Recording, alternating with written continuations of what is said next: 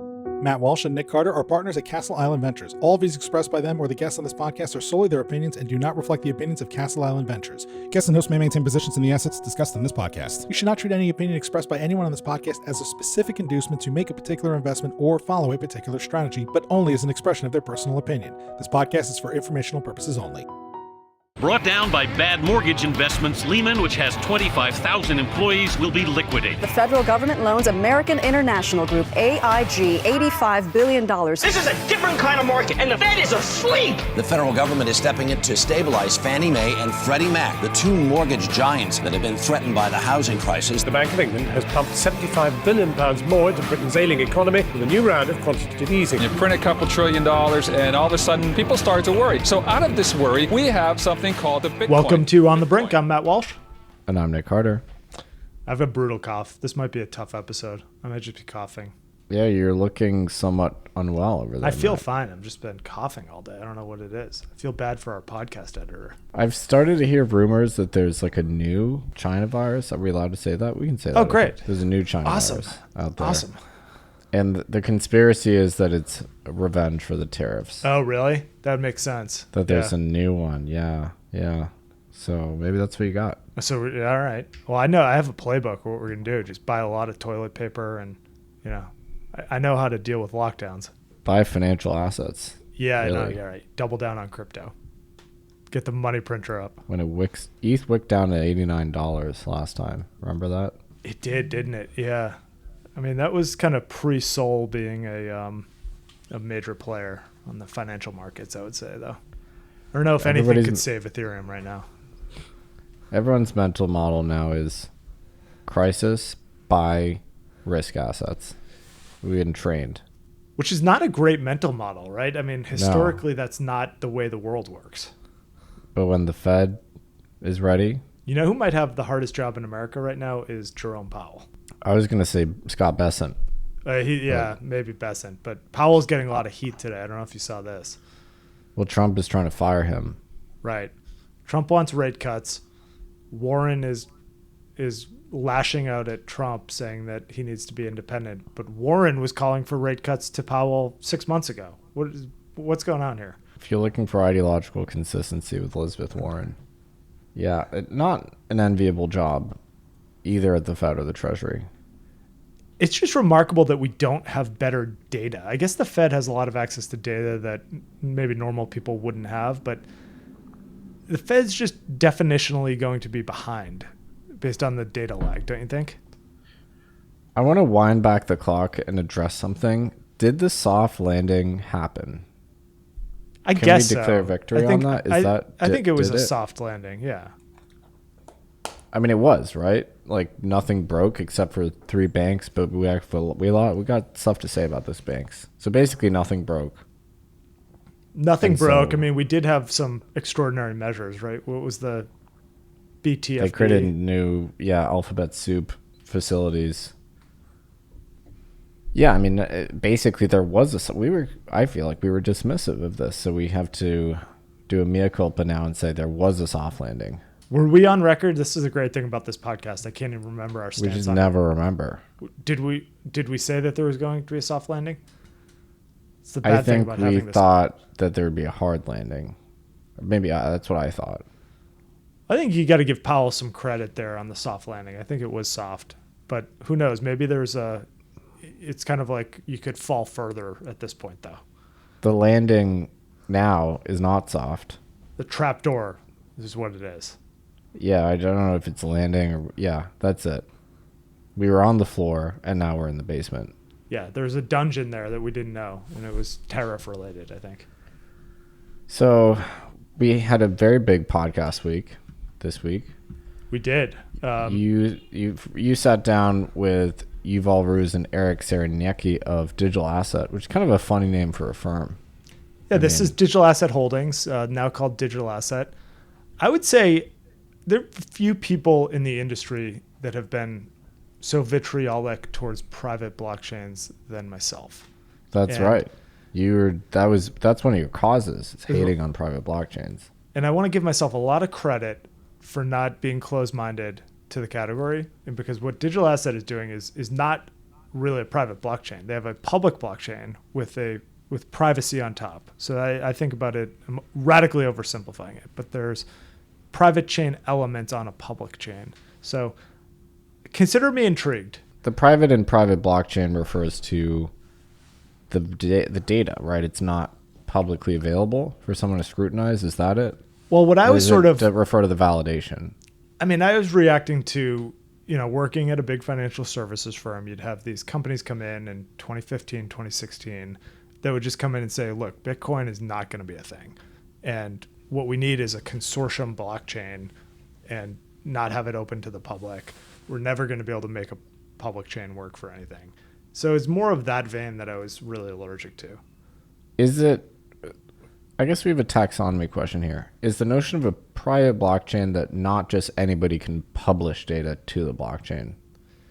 Is that it? Yeah, the permissioning around read-write is definitely one dimension. I've seen various approaches to that. There's also private chains at the validator set shouldn't be confused with privacy on public blockchains. So I think maybe there's a paper to be written here around how to segment privacy versus private node infrastructure and things like that. Yeah. So, because there are a lot of public blockchains that are highly permissioned in terms of who could do the validation. Yes, correct. Well, Wyatt also did an episode this week, Fred Soon, Michael Ho from D3 on domain name markets. We've always been pretty intrigued with domain names as a use case for blockchains. I thought it was a good one. I was very bulled up on Handshake back in the day. Didn't really take off. I was very bulled up on One Name back in the day, which is a little bit different. It wasn't quite a domain, but this was the team from Stacks. And now it's Stacks. Yeah. There were about 4 pivots in there. One Name was a cool concept. It was kind of a digital identity. It's closer to a domain name for for yourself, I guess. I don't know. I bought my One Name back in the day. I did too. It was in the op return field, I think. I think it was on Namecoin actually, initially, but then maybe it moved over to Bitcoin. I think that was the first not crypto asset thing that I ever bought. I did that, and then name. Do you remember the project Open Bazaar, which was like decentralized eBay? Yeah, that was one of the first use cases. And then that one didn't really go anywhere, huh? No, he shut it down. The guy shut it down for, I think he was afraid that he was going to get in trouble. Right. There was a ride-sharing app back in the day that was one of the first use cases of an application on Bitcoin. I think it was called Arcade or Arcade City. I'm getting maybe confused with the band, but pretty sure it was called Arcade. And it was a decentralized Uber, but there were never any rides. Well, I mean, Bitcoin just doesn't have the latency characteristics to do that. No, I think there was some real actual Web 2 issues there where you'd press the button and there's just no cars in the city of Boston that were on this app. The new one is Teleport, right? Is that what it's called? Yeah. Runs on Solana. I think that's right. So, okay. Well, there's not a lot of news this week, actually, but there were a lot of deals. Well, before we hop into the deal, should we talk about your article? Speaking of Castle Island content. So you're back on the scene with Operation Choke Point articles. Yeah. So I guess we're also creating the news to a certain degree. So this is my hopefully final missive in the Choke Point series. I think it's the last one. You think so? I mean, I think I've covered all the banks at this point. There was Silvergate, covered that one ad nauseum. Now there's Signature. This was the abiding mystery to me, was what happened to Signature. And I think I've got the answer. All right. So for those who haven't read the article, what is the synopsis of the article here? And I guess I want to go into some details on the sourcing here. And you talked to Barney Frank on the record. He called me yesterday and he was like, yeah, I always go on the record. I don't believe in off the record. I'm like, I love that. Good for him. I wish everyone was like that. Right. But not everyone can be like that. So that was very interesting talking to Barney. Yeah, so this started because, years ago, Signature had been closed down. It was very muddy. A lot of questions as to whether they were solvent or not. Barney Frank came out immediately and said they were. He said they were targeted for their crypto business. I totally believe that at the time. I mean, it's weird for a bank to be shut down if they're solvent. Other banks got accommodations, and Signature was the second most active crypto bank at the time behind Silvergate. But I didn't ever really have any evidence one way or the other. So my new conclusion is that probably at the margin crypto played a role, for sure. And Barney told me, I asked him, have you changed your view in the last 2 years? And he said, I'm more confident that we were shut down for crypto.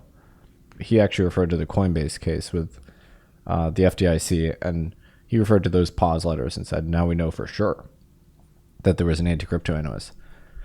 But the story kind of developed as I talked to these sources, and I know people hate confidential sources. There's like very good reasons why I can't share these people's identities, and not only that, they wouldn't have talked to me if I had insisted it be on the record. So the only way this article gets written is if people are on background, on deep background, or fully off the record. So I'm sorry, guys. I don't know. I know people are complaining, but that's the only reason this article exists. So well, has to, yeah. I don't think you don't really have an editor, so I don't know if you have to apologize. I do have an editor. I adhere to the highest journalistic standards, honestly, even though I'm not really a real journalist or anything. But suffice to say, these are people that were in the room when all of these events went down, basically, on both sides. So I want to start with SVB, first of all. So SVB has the fastest bank run in history. I think it was 42 billion withdrawn on Thursday, 100 in withdrawal requests on Friday. That was almost all of the funds in SVB. And so that's by far the fastest bank run in history. The second fastest was Signature on Friday, by the way.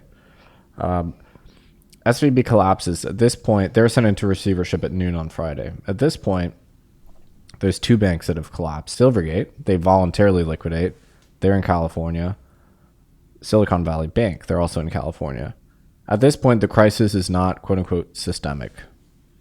A political pressure campaign begins to save the SVB depositors.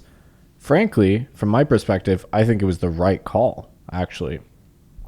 Because this is, 50% of the domestic early stage startup industry? You can't let that fail. I'm sorry, you just can't. There is very good positive externalities associated with the relatively modest cost of saving SVB. I stand behind that. A lot of people disagree with that.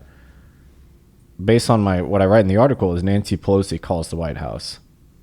And SVB is not even in her district, by the way. Ro Khanna's district, yeah. Ro Khanna, yeah. So she calls the White House. She says, we need to find a way to save SVB. But of course, bailouts are politically unpopular.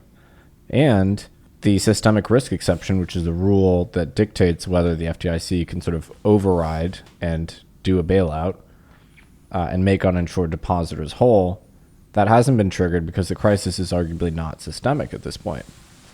So there's a need, in a perverse way, to find another bank that has failed or will fail, such that the crisis could be declared systemic.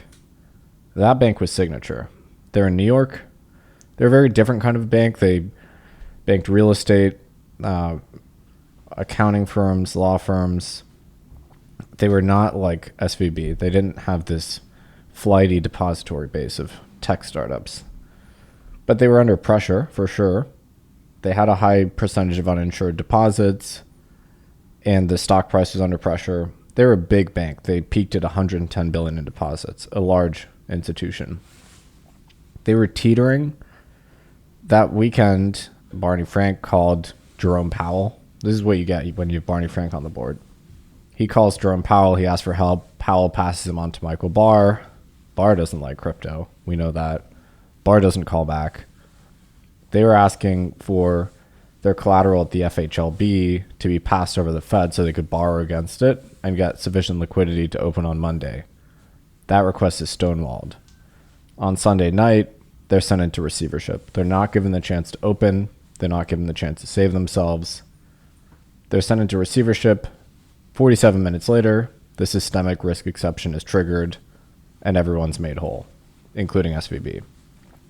So that's kind of my best explanation for what happened is they were a very convenient takeout candidate because California needed a New York bank to fail so that the crisis could be considered systemic. It's just absolutely remarkable. And I guess it traces its way back to Dodd-Frank, right? That you needed these 3 banks. Yeah, and I had a very interesting conversation with Barney. He's like, in some sense, this is my fault. I mean, he didn't say it like that exactly, but because it was his law that rewrote and tightened up the systemic risk exception.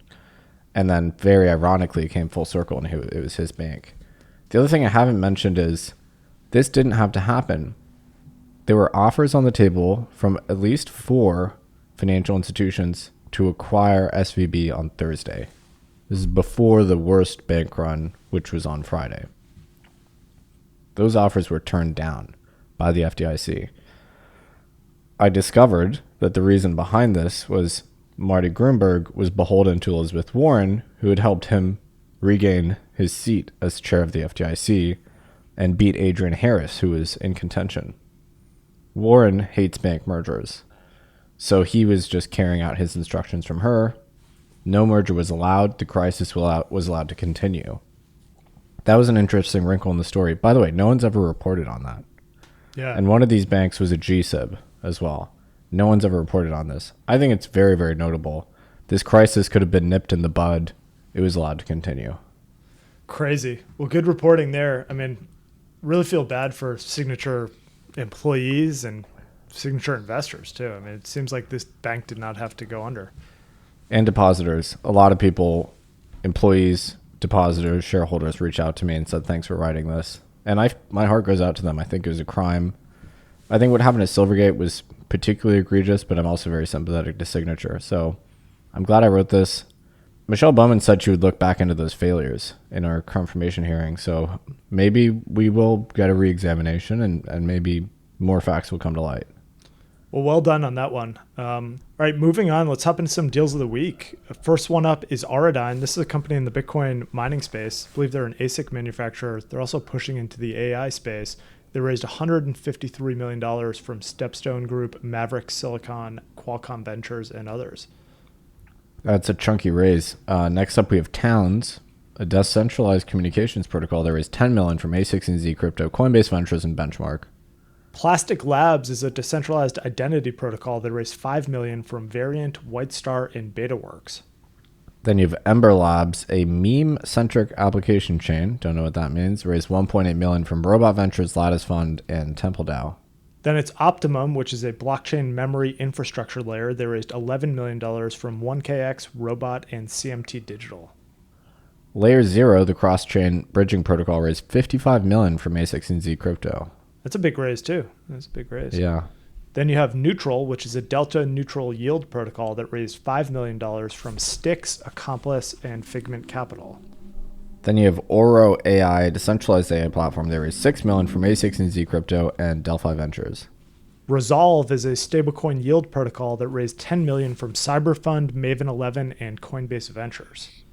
Then you have Glider, a crypto portfolio management platform that raised $4 million from A16Z Crypto, Coinbase Ventures, GSR, and Uniswap Labs. And then the last one is Candy Digital, which is an NFT collectibles company. They were acquired by Futureverse, a metaverse technology company. I've actually done a podcast episode with Futureverse. Not a space that I'm very deep in, but metaverse type of technology seems to be converging with blockchains. So actually also in the news, we have an acquisition. This is not a crypto deal per se, but Global Payments has agreed to acquire WorldPay, the payments processor, for $24 billion from FIS and the private equity firm GTCR. WorldPay is active in the stablecoin space. They apparently processed $1 billion in stablecoin payments last year. And apparently they operate as a validator on blockchain networks.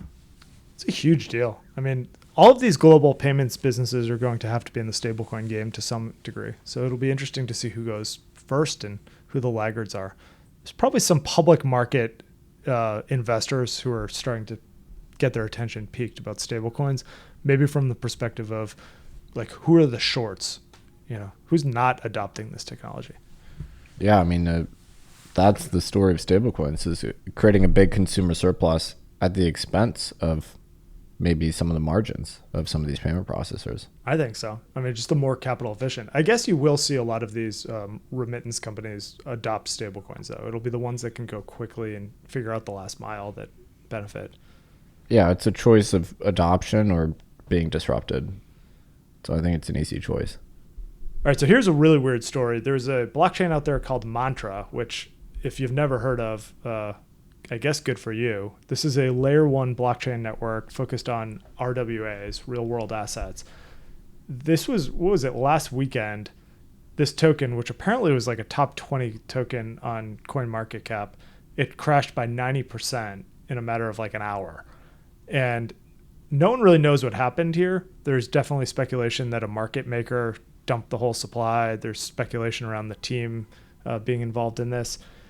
I guess what's notable here is less that you saw something fall 90%, is that this thing was actually a pretty large market cap token focused on a category in RWAs that like has no real regulatory clarity. So it's like, what real world assets were you saying were represented on this chain?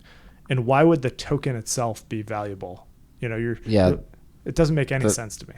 That's the most notable thing to me is this RWA L1 with very unclear value capture was worth over $10 billion.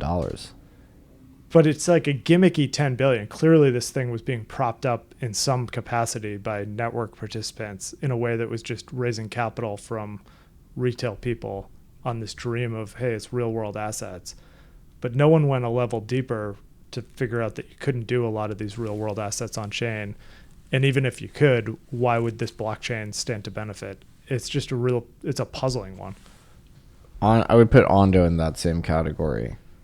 Very mysterious as to why it's worth what it is. The use case is clear. The token mechanics seem not to be.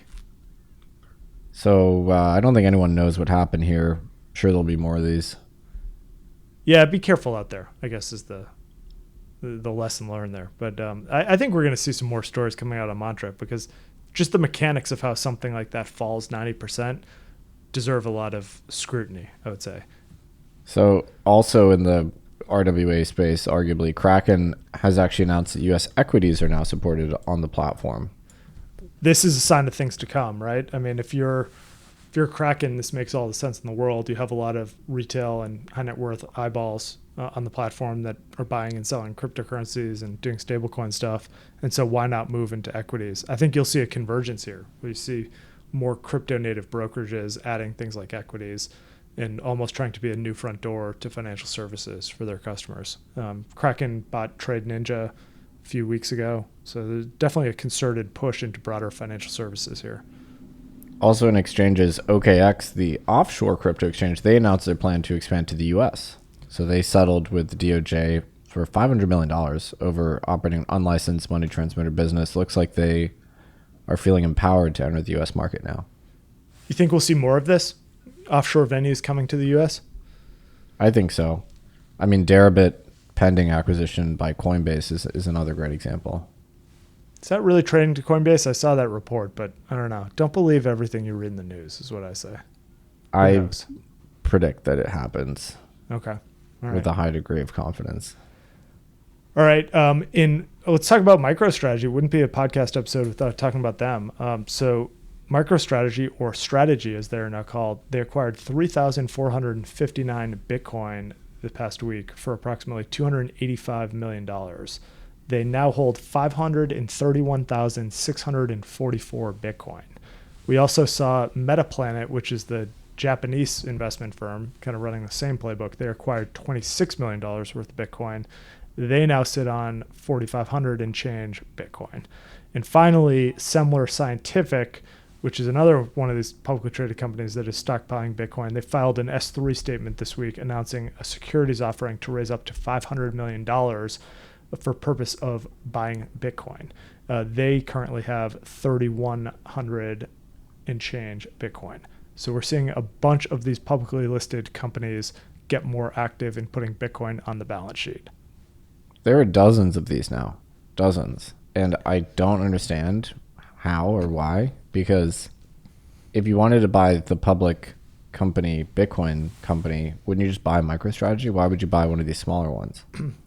Well, I don't think I would, but I guess the theory is that you can do more out of the corporate wrapper, right? So you can lever it up maybe in ways that you couldn't with pure Bitcoin.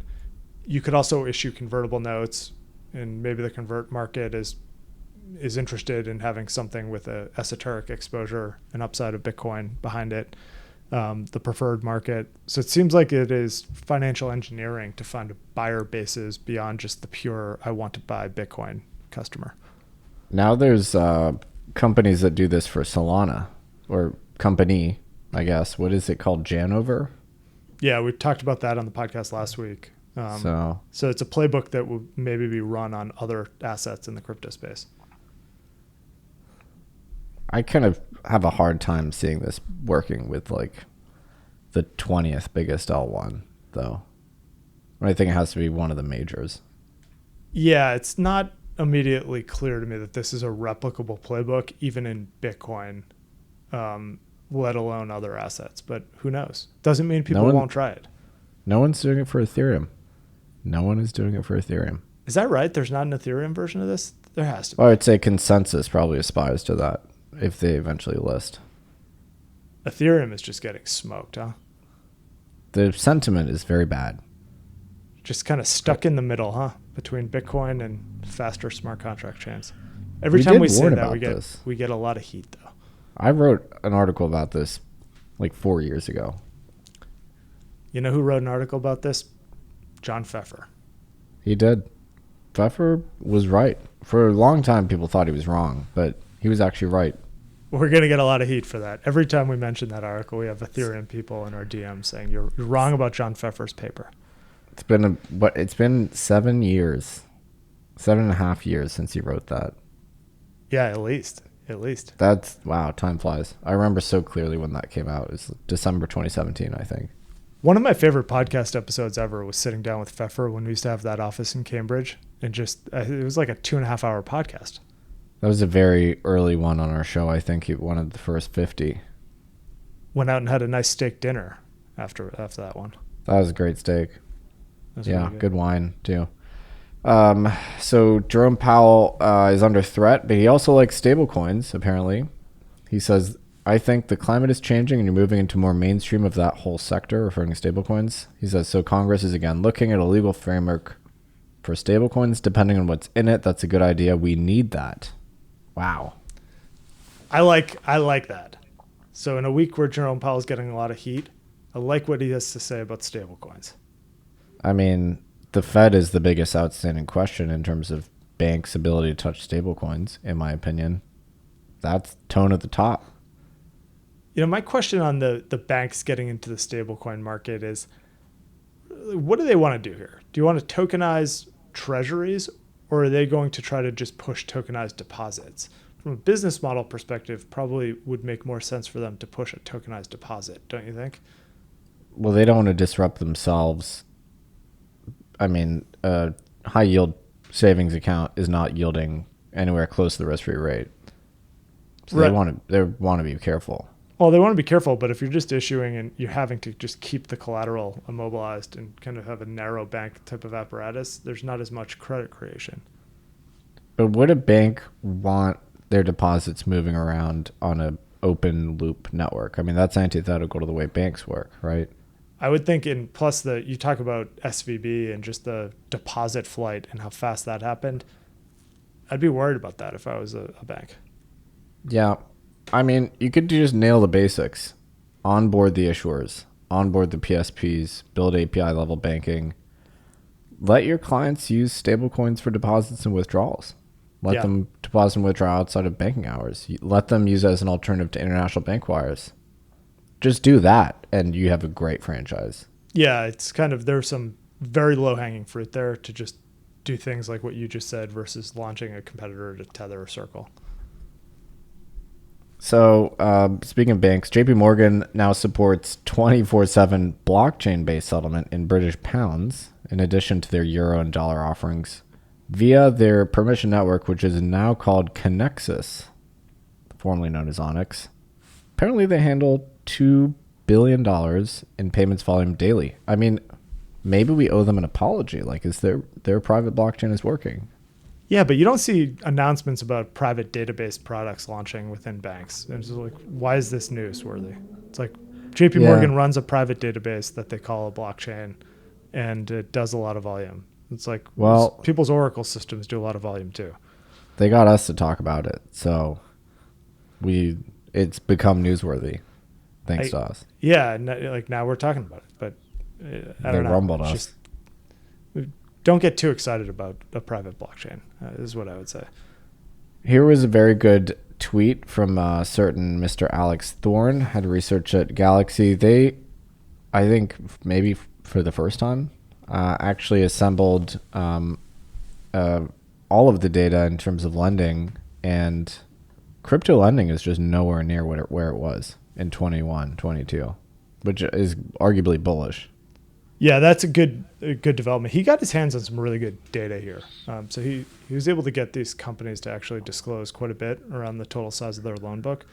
I guess the takeaway is that it seems like it's in a healthier spot these days. Yeah, so he followed it up with a segmentation between DeFi lending, CDP stablecoins like Maker, or I guess it's called Sky now, and then CeFi lending. CeFi lending is way, way below where it was. But DeFi lending is at an all-time high, actually. So the composition of lending in crypto has changed a lot. It seems like people just trust DeFi lending apps more now.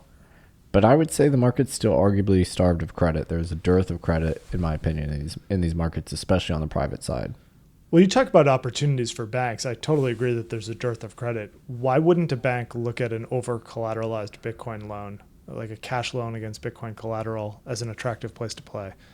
Helping some of these companies that are trying to initiate these loans, but it's a very safe credit if you just imagine you can liquidate the collateral, if it's at a good LTV, right? Yeah. So his data shows that aggregate lending peaked at 3% of crypto market cap in 1Q 2022. It's today just above 1%. So it's actually really comfy data, if you ask me. It shows us that the leverage is not where it was, which these cycles in crypto are arguably credit cycles now. And we had a massive credit destruction event in 22, 23. I think we're in a healthy spot. Where I think the credit in the leverage in the system is less opaque is around the centralized financing for the basis trade. So you think about that is the source, right? Like you think about these pod shops that are buying spot Bitcoin and shorting the CME futures contract for Bitcoin. They are very highly levered, and some of those pod shops own, tons of Bitcoin. But they're doing that strategy across every other asset class too. So it's not a crypto specific phenomenon. Yeah, and if you look at their solvency, I mean, I'm less concerned about them, so I don't see credit destruction coming from that, unless the structural contango in Bitcoin disappears. But yeah, you're right. That is a source of leverage that is less easy to discern and harder to quantify. And arguably MicroStrategy is also a source of leverage for Bitcoin specifically, or they utilize leverage to buy Bitcoin. They do, but they don't do it in a way that I think they would have to have a radical drawdown in Bitcoin. I don't even know if there's a level that he could get stomped out. He's been able to do that largely through converts. My alarm bells are not ringing there. When it does get to potential credit risk issues, we'll tell you. But yeah, I'm not concerned about the leverage build up there. The pod shops just generally, I guess, general comment outside of crypto, if one of those things were to have a real bad blow up from a risk management perspective, that's probably at the level where it's systemically important. And you're talking about a long-term capital management style bailout situation. Well, everyone's talking about the basis trade, not the crypto basis trade, but the treasury basis trade. Yes. Which apparently is collapsing right now. Yeah, I think you've seen some movement there. I wouldn't be surprised if you've seen smaller pods blow up over this. But yeah, I mean, the 10 years moving around like crazy. It's either someone's selling, some nation state is selling, or some bank at a nation state is selling, or you just have these pod shops risk managing by blowing people out of positions. I think it's too early to tell whether sovereigns are selling treasuries or not. And also, I'm a seller of this idea that there's going to be a structural rotation out of US tech companies into rest of world because they just don't sell the same product we do. They're not building the next OpenAI or Tesla. It's not built anywhere else. If you want exposure to these high growth tech companies, there's only one place to get it. I've been asked twice in the past 2 days around dollar dominance. So outside of crypto, kind of how would the dollar losing its dominance impact the stablecoin market? And I'm curious your thoughts on this, but the way I'm thinking about that is there's really no alternative.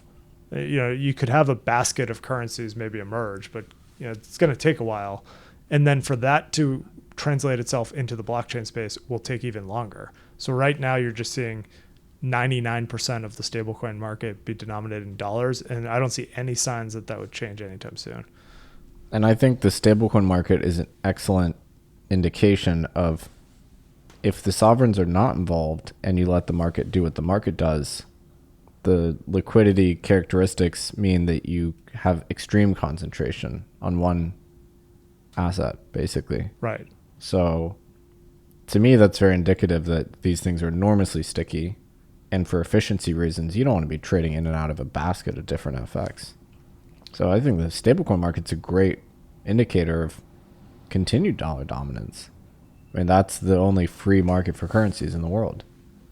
I mean, to take this a step further, to end up with something like a Bancor, like the Keynesian Bancor, where it's a global currency that it's almost like the special drawing rights is maybe the closest thing to this, the IMF special drawing right vehicle.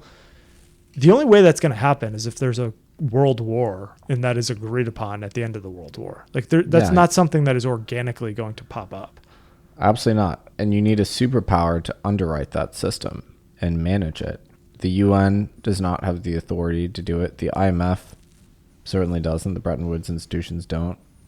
You need one large, very powerful sovereign to say, this is the system. We had the opportunity to do a Bancor, actually, in that Bretton Woods conference, and we chose not to, and we went the dollar route. But yeah, you need some sovereign to say, this is the new system. There's been no structural change. Yeah, we have some deglobalization, but there's no break. The U.S. has not lost a world war. Nothing is going to change. I don't know why people are panicking, saying the dollar is going to collapse, etc. It's not going to happen. Yeah, I mean, I think this, like I said, only happens at a world war that probably the U.S. loses ultimately, right? So it's you just wouldn't want that to happen. But I don't know. Within the crypto space, I do think you need more diversity in stablecoins, if for nothing else, to facilitate some of this last mile liquidity into places like Latin America and places in Africa, where it would just be a lot better to have their version of fiat tokenized on a blockchain to make that an easier process. But I don't think you're talking about massive scale in terms of the total float of those currencies.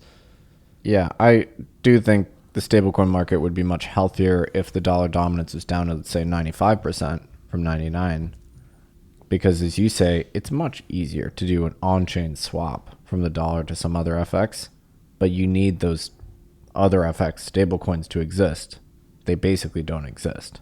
All right, I think that is it for the week. Not the busiest news week, and everyone just wants to talk about tariffs. This is the wrong podcast for tariff takes. Yeah, but there's another, 75 days of this tariff pause, and then we get to do it all over again? Yeah, we'll just get a 90-day extension, and we'll just talk tariffs all year. How about that? Did you watch All In? They talked about tariffs for a long time. No, the last All In episode I watched was with Besant, and I liked it, but then the world melted down. So yeah, so you're staying away. Boycotting that podcast for now. All right. Well, I think that's it for the week. Everybody have a safe and healthy weekend, and we will see you on Monday.